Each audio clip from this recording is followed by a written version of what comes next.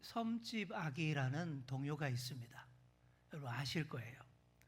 이 노래는 1946년에 이 한인현이라는 시인이 지은 시에다가 1950년에 이홍열 작곡가가 곡을 붙여서 발표한 동요 노래입니다.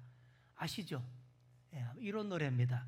엄마가 섬 그늘에 굴 따러 가면 아기가 혼자 남아 집을 보다가 바다가 들려주는 자장 노래에 발베고 스르르 잠이 듭니다. 다 아시죠, 그죠? 따라 부르시네요. 참 서정적이고 뭔가 이제 평안한 느낌이 드는 그런 노래인데, 그런데 잘 생각해 보면 안쓰럽고 슬퍼요. 그렇죠? 요즘 엄마들은 꿈도 못 꿀 장면입니다. 엄마가 굴 따러 갔는데 아기가 혼자 집에 있대요. 아기가 어떻게 혼자 집을 봅니까? 무섭기만 하죠. 그런데도 파도 소리, 갈매기 소리, 바다가 불러주는 이런 자장가를 들으면서 아기 혼자 팔 베고 스르르 잠이 든다라는 그런 가사입니다. 우리 아이들이 4살, 2살 때였어요. 새벽에 잘 자고 있다라고 판단을 하고 아이들을 놔두고 새벽 기도를 다닌 적이 있었습니다. 팔 베고 스르르 잠이 듭니다. 일 줄 알았는데 완전 거짓말이었습니다. 이게 현실이에요. 울다가 지쳐서 쓰러집니다. 이게 현실이에요. 아니면 엄마 찾아 산만리가 펼쳐집니다. 한 번은 우리 큰애가 새벽에 엄마 아빠가 없으니까 혼자 나가가지고는 근처에 살던 이모네 집에 가서 거기서 자고 있더라고요. 마침 가까워서 망정이지 가슴을 쓸어내렸습니다. 섬집 아기 이 노래는 1946년에서 1950년 우리 한국 현대사에서 무지 힘들던 시절에 만들어진 노래입니다. 해방 직후의 극도의 혼란과 6.25 전쟁, 진짜 살아남기 위해서 몸부림치던 그 시절의 노래이죠. 먹고 살려고 아기 혼자 놔두고 굴 따러 가야 하는 시절, 아기 혼자 집에 남아서 바다의 자장가를 들으면서 잠들어야만 했던 참 안쓰럽고 슬픈 시절의 이야기입니다. 그런데 오늘의 우리라고 다 안전하고 문제없고 다 괜찮은 것만은 아니죠. 그렇습니다. 예나 지금이나 우리의 인생은 혼자 남아 집을 봐야 하는 것만 같을 때가 많습니다. 알아서 스르르, 아니 울다가 지쳐서 잠드는 것만 같은 그런 슬플 때도 많습니다. 오늘 본문이 바로 그런 얘기예요. 가버나움에서 한 백부장의 큰 믿음에 깜짝 놀라시고 또 시원해 하셨던 예수님이 이번에는 나인성이라는 곳으로 가시게 됐습니다. 역시나 예수님의 제자들과 수많은 무리가 따라 나섰습니다. 가는 곳마다 수많은 행렬을 이루어서 길게 이어지는 행렬로 가시게 되었죠. 이 긴 행렬이 나인성 성문 앞에 이르렀을 때입니다. 나인성에서 또 하나의 긴 행렬이 나옵니다. 장례 행렬이에요. 장례 행렬은 기본적으로 슬픕니다. 그러나 차이가 좀 있긴 하죠. 고인이 살 만큼 충분히 살았고 또 그 장례를 모실 자녀들, 유족들이 사는 형편도 괜찮으면 그걸 호상이라고 합니다. 슬픔의 눈물이 많이 흐르지는 않아요. 예의 바르고 차분하고 절제된 눈물만 흐릅니다. 그러나 참으로 안타깝고 기막히고 슬픈 장례식도 많습니다. 제가 올해로 목사가 된 지 만 20년이 됐는데 그동안 수많은 장례식을 집례해 봤습니다. 호상도 많았지만 정말 슬펐던 장례식도 여러 건 있었습니다. 한 번은 우울증으로 자살한 젊은 남자 집사님의 장례를 집례를 했습니다. 참 곤란하더라고요. 초등학생 아이 둘과 젊은 아내를 남겨두고 자살을 해버렸으니 그 아내 되는 집사님이 너무 충격을 받았습니다. 또 그 아내가 장례식에 가본 경험이 거의 없던 분인지라 화장장의 화구 앞에 딱 서서도 그게 뭔지를 모르고 그냥 넋을 잃고 있더라고요. 화구에 관이 들어가고 나서야 안 거예요. 지금 남편의 시신마저 완전히 없어지는구나 라고 깨닫는 순간 소리를 지르기 시작합니다. 왜 나한테 이런 얘기를 자세히 안 알려줬냐면서 바닥에 주저앉아서 울부짖기 시작합니다. 제가 무슨 말을 해도 위로가 안 되더라고요. 또 한 번은 구역장으로 잘 섬기는 어느 권사님의 젊은 아들이 공사 현장에서 떨어져서 죽었습니다. 새벽에 이 연락을 받고 장례식장으로 달려갔는데 그 어머님이 정신을 못 차리고 있더라고요. 그 어머니가 송구영신 때마다 기도 제목 내라고 하면 어떻게든 우리 아들 안전을 지켜주시고 잘 되게 해달라고, 그게 전부 그 기도 제목이 전부인 분인 것을 제가 기억을 하는데 그 어머니를 보는 순간 도무지 위로가 안 나오더라고요. 정말 눈물에 슬픈 장례식을 했습니다. 그 후로도 몇 년간 그 어머니를 쭉 지켜봤는데 몇 년 동안이나, 아니 제가 여기 올 때까지도 회복을 못 하시더라고요. 멍하니 넋을 놓고 있는 장면을 제가 여러 번 봤습니다. 오늘 본문도 깊은 슬픔의 눈물로 적셔지는 그런 장례식이에요. 12절을 보시면 이 장례에 대해서 간단한 설명이 이렇게 되어 있습니다. 한 죽은 자를 메고 나오니 이는 한 어머니의 독자요 그의 어머니는 과부라. 아주 간단한 설명이죠. 그런데 이걸로 충분해요. 절대 호상이 아닙니다. 한 어머니의 독자라고 했습니다. 이 시대는 자식을 최대한 많이 낳는 것이 복이던 시절입니다.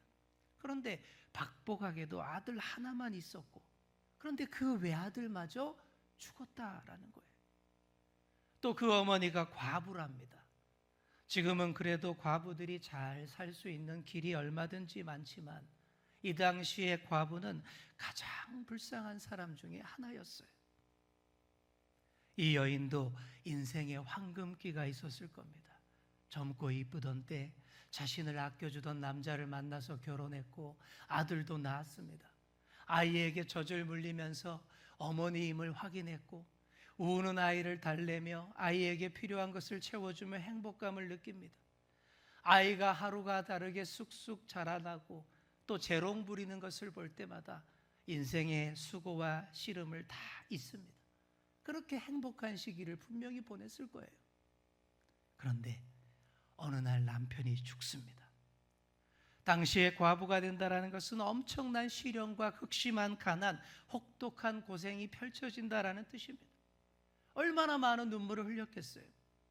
하루하루 우는 아이를 쓸어안고 같이 울다 지쳐서 잠이 들었을 거예요. 그래도 하루가 다르게 크고 있는 이 외아들이 큰 위로요 소망입니다. 그 아들만 보고 사는 거예요. 어떤 고생을 해도 고생인지 몰라요. 지극정성으로 아들을 위해 다 합니다. 아들을 볼 때마다 마음이 든든했고, 야, 저 아이가 얼른 커서 결혼해서 며느리를 보게 해준다면, 손주를 안게만 해준다면 더 여한이 없겠네. 그랬을 거예요. 그러던 어느 날 청천벽력 같은 일이 벌어진 겁니다.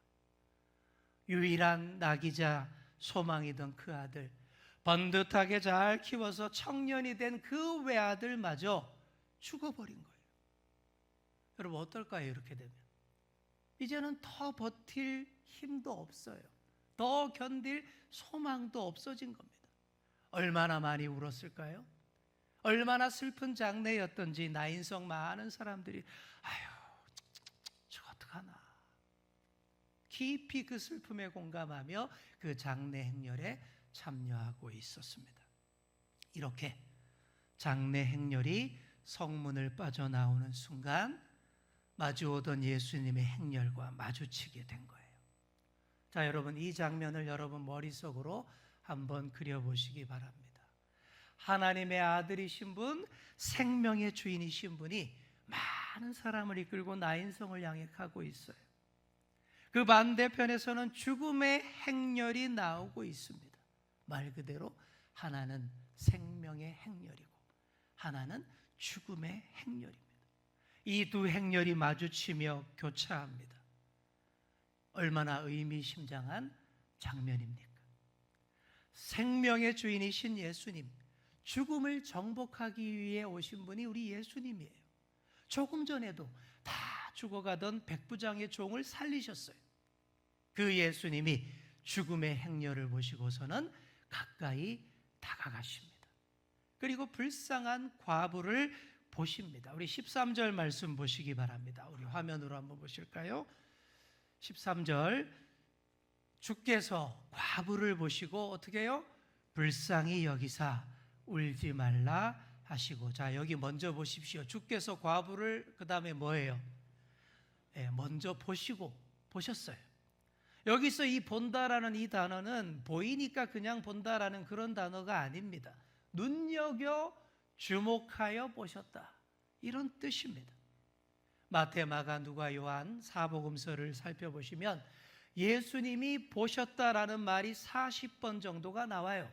그런데 어떤 경우들이냐면 그 대부분이 인생의 무거움, 짐을 지고 고통당하는 자들을 향한 시선이었습니다. 이처럼 예수님이 먼저 주목하여 보셨던 사람들은 슬픔을 당한 사람들이었어요.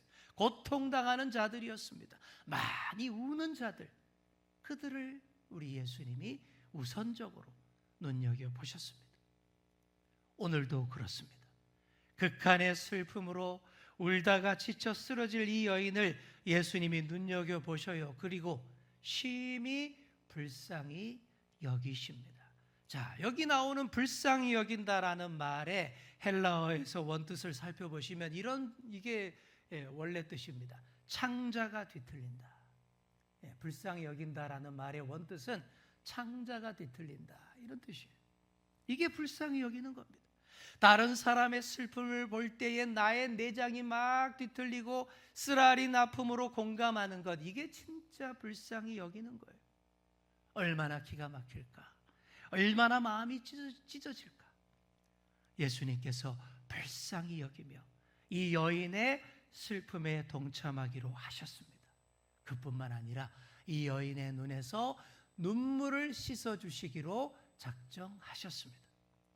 울고 있는 여인에게 예수님이 이렇게 말씀하십니다. 울지 마라. 울지 마라. 여러분, 울지 마라, 이 말은요, 진짜로 울지 마, 딱 그쳐, 눈물을 멈춰, 이 얘기일까요? 아닙니다. 그렇게 이해하시면 한국어를 잘 못 이해하신 거예요. 깊은 공감의 마음으로 너의 아픔에 내가 동참하겠다라는 그런 뜻이지, 딱 그쳐, 이런 소리 아닙니다. 우리도 슬픔을 당한 사람들에게 이 말을 많이 합니다. 울지 마, 울지 마. 진짜로 울음을 딱 그치란 얘기 아니에요. 세상에 울 일이 얼마나 많은데 울지 말라고 그럽니까? 충분히 울어야 감정과 정서도 치료되고 더 사람다운 사람이 되는 법입니다. 많이 울어야 돼요. 그러니 우리가 하는 울지 마라는 말은 그만 울라라는 뜻이 아니라 내가 너와 공감하며 너 슬픔에 함께하겠다라는 위로의 말인 거예요. 그리고 울지 마 다음에 하는 말이 이겁니다. 괜찮아, 괜찮아. 여러분, 이 말도 진짜로 다 괜찮다, 아무 문제 없다, 이런 뜻이 아니에요.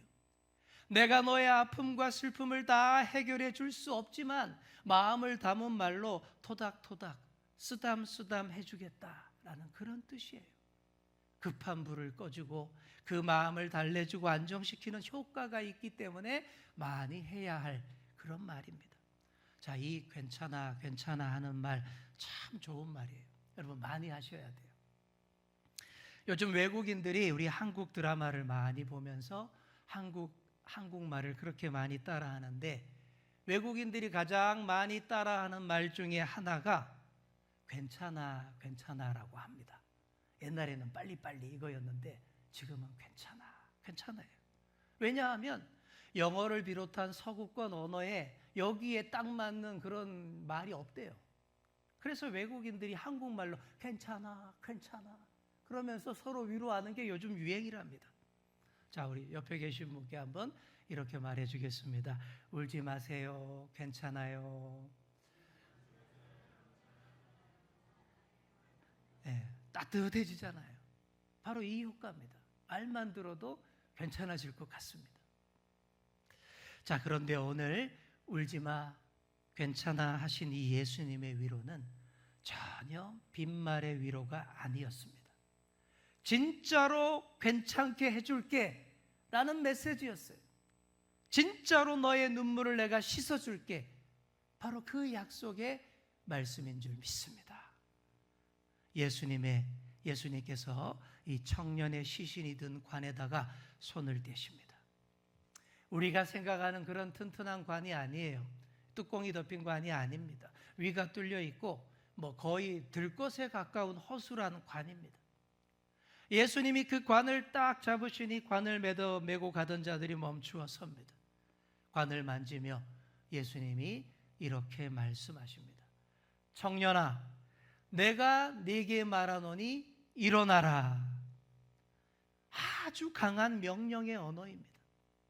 그러자 보면서도 못 믿을 일, 정말 깜짝 놀랄 일이 일어납니다. 완전 시신이 되어 누워있던 청년이 정말 일어난 거예요. 일어나서 그 들것 위에 앉는 거예요. 그리고는 말도 합니다. 죽은 자는 말이 없다는데 말을 한다라는 것은 진짜 살았다라는 그런 뜻이에요. 무슨 말을 했을까요, 여러분? 무슨 말부터 했을까요? 저는 이렇게 생각합니다. 엄마, 어머니, 그죠? 세상의 모든 사람은 다 어머니부터 찾는 존재들입니다. 더구나 이 청년에게는 그 어머니가 진짜 남다르고 각별한 어머니 아닙니까? 방금 예수님께서 그를 살려주셨지만 그래도 엄마부터 찾았을 거예요. 그래서 예수님이 그 청년에게 어머니를 보여주십니다. 다시 살아난 아들을 엄마에게 인계했을 때 그 어머니의 마음이 어땠을까요? 슬픔의 눈물이 기쁨의 눈물로 바뀌어 터져 나왔을 거예요. 절망의 한숨이 소망의 탄성이 되어 터져 나왔을 것입니다. 그리고 그 장래 행렬도 사망과 죽음의 행렬에서 부활과 생명의 행렬로 확 바뀐 줄 믿습니다. 보면서도 믿기 힘든 장면에 거기 있던 사람들이 다 깜짝 놀랐을 거예요. 다들 두려워하며 또 하나님께 영광을 돌립니다. 하나님께서 자기 백성을 돌아보셨구나. 이렇게 위대한 선지자를 보내서 위대한 기적을 일으키셨는데 이야말로 죽음의 역사가 물러나고 생명의 역사가 펼쳐지는 것이 아니겠는가. 그럽니다. 사방으로 이 소문이 퍼져나갑니다. 사랑하는 성도 여러분, 오늘의 우리도 이 신나는 소문을 열심히 퍼나르시기를 축복합니다. 그게 바로 복음 전도라는 것이죠. 예수님이 공생애 동안 죽은 자를 살린 경우가 몇 번? 3번 나옵니다. 성경에. 그중 첫 번째가 오늘의 이 사건이에요. 처음 보는 장면이니 이때 사람들이 얼마나 많이 놀랐겠습니까? 예수님이 눈에 보이는 죽은 자를 다 살리지는 않으셨어요. 그렇게 하면 큰일 날 겁니다. 이 땅의 역사와 우주의 질서가 다 무너질 겁니다. 그래서 그렇게 안 하죠. 믿는 자마다 다 살려놓는 것은 주님 다시 오시는 그날 이 세상의 역사를 끝내실 때에 하실 일입니다. 이 땅의 역사 가운데서는 아직은 아니죠.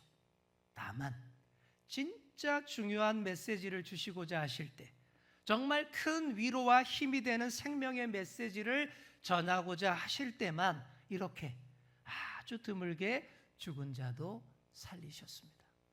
오늘이 바로 그런 경우예요. 예수님께서 우리 인생의 극한의 슬픔을 보셨기 때문입니다.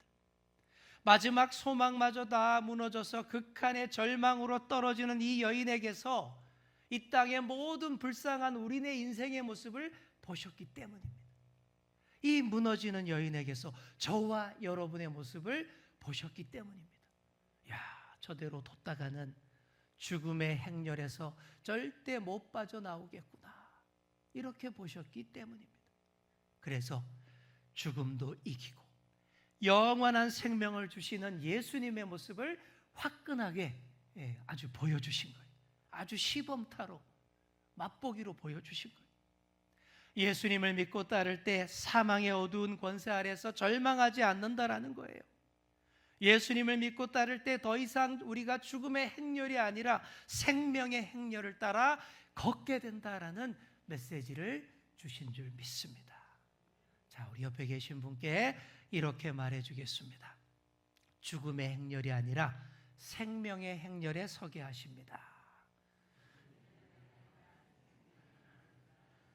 아멘.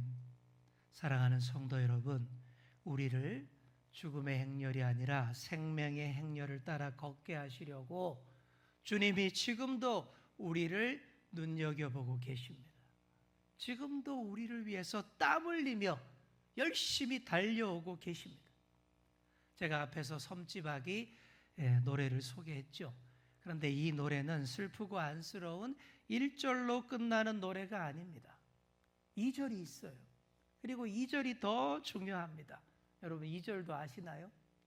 잘 모르실 거예요. 1절만 알고 대충 넘어갔는데 원래부터 있었습니다. 이 시간 이 노래의 2절을 들려드리겠습니다. 제가 부르려고 하니까 감동이 덜해서 인생의 때가 전혀 안 묻은 순수한 아기의 목소리로 들려드립니다.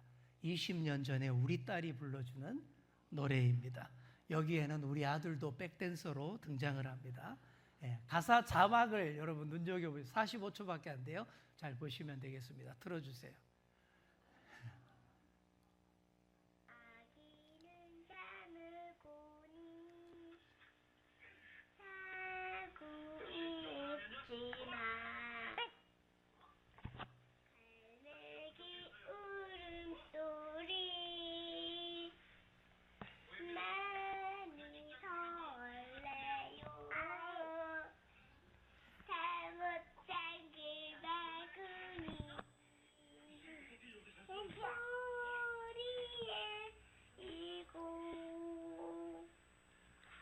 이고 엄마는 노랫길에 달려옵니다.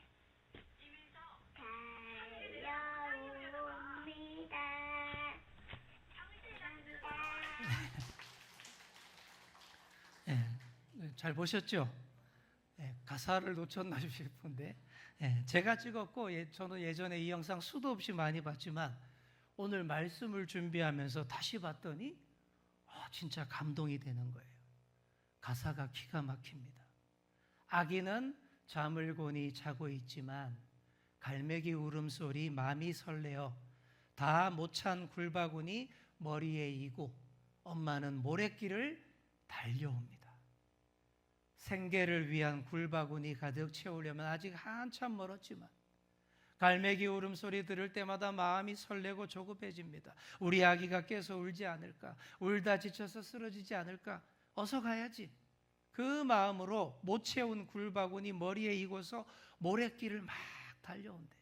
이렇게 표현했죠.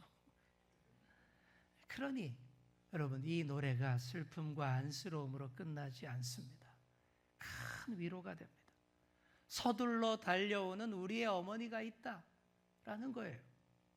사랑하는 성도 여러분, 우리의 주님이 이런 어머니와 같습니다. 우리를 내버려 두지 않으시고 급히 달려오시는 주님, 이 어머니와 같은 주님이 있기에 우리가 울다 쓰러지지 않아요. 끝없는 절망과 눈물만으로 끝나지 않습니다. 반드시 우리 곁에 오셔서 울지 마, 울지 마. 괜찮아, 괜찮아 하십니다. 반드시 눈물을 닦아주시고 죽음과 절망의 자리에서 일으켜 주십니다. 반드시 생명과 소망의 길로 걷게 하십니다. 사랑하는 성도 여러분, 우리를 눈여겨보시고 우리의 눈물을 닦아주시고 생명과 소망의 길로 걷게 하시는 우리 예수님과 함께 나아가시는 여러분 다 되시기를 축복합니다. 기도하겠습니다. 주님, 우리가 살아가는 이 땅에는 슬픔과 눈물과 절망으로 가득합니다. 울 일이 참으로 많습니다. 그러나 우리는 반드시 오셔서 우리의 눈물을 닦아주실 주님을 믿습니다. 서둘러 모래길을 달려오셔서 우리 눈에서 눈물을 닦아주시고 슬픔과 절망의 자리에서 일으켜 주옵소서. 일어나 예수님과 함께 생명과 소망의 길을 걷게 하여 주옵소서. 감사드리며 예수님의 이름으로 기도드립니다. 아멘.